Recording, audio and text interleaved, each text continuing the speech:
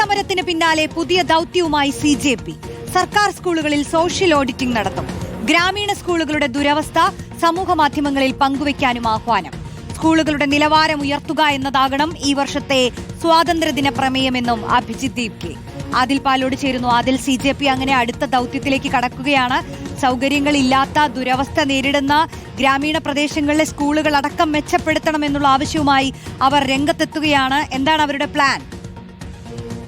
പുതിയ ദൗത്യം പ്രഖ്യാപിച്ചിരിക്കുകയാണ് CJP. ഈ സ്വാതന്ത്ര്യ ദിനത്തിൽ രാജ്യത്തെ പൊതുവിദ്യാലയങ്ങളുടെ നിലവാരം ഉയർത്താൻ പ്രതിജ്ഞ എടുക്കണം എന്നുള്ളതാണ് ദീപ് കെയുടെ പുതിയ ആഹ്വാനമായി വന്നിരിക്കുന്നത്.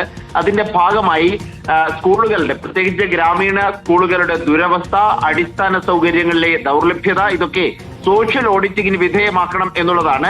ഇതൊക്കെ ചിത്രങ്ങൾ പകർത്തണം. ഒപ്പം അവിടെയുള്ള സർപഞ്ചുമാർ പ്രാദേശിക സർക്കാരുകളോട് വികസനം നടപ്പാക്കാൻ ആവശ്യപ്പെടണം. ആവശ്യമെങ്കിൽ ഈ CJPയുടെ തന്നെ സമൂഹമാധ്യമ അക്കൗണ്ടുകളിലൂടെ ഈ ദുരവസ്ഥയും അടിസ്ഥാന സൗകര്യമില്ലായ്മയും ഫോട്ടോകളും ദൃശ്യങ്ങളുമായി പ്രചരിപ്പിക്കാനുള്ള നീക്കവുമുണ്ട്. ചില ഫോമുകൾ വിതരണം ചെയ്യും. അതിലൂടെ ആളുകൾക്ക് നാട്ടിലെ പ്രശ്നങ്ങൾ, വിദ്യാഭ്യാസ സ്ഥാപനങ്ങളുടെ, സ്കൂളുകളുടെ പ്രശ്നങ്ങൾ എഴുതി നൽകാനാകുന്ന വിധത്തിലുള്ള പുതിയൊരു ക്യാമ്പയിന് തുടക്കമിട്ടിരിക്കുകയാണ്.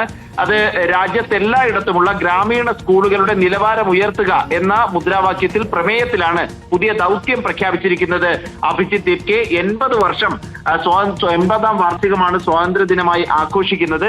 എന്നിട്ട് പോലും 8 പതിറ്റാണ്ടായിട്ടും ഇതുവരെ 8 പതിറ്റാണ്ടത്തെ വികസനം, അടിസ്ഥാന സൗകര്യ വികസനം സ്കൂളുകളിൽ, സർക്കാർ സ്കൂളുകളിൽ വന്നിട്ടില്ല എന്ന ആരോപണം കൂടി അഭിജിത് ദീപ് കെ ഈ വീഡിയോയിലൂടെ പങ്കുവയ്ക്കുന്നുണ്ട്. ശരി, ആദിൽ പാലോടാണ് വിവരങ്ങൾ നൽകിയത്.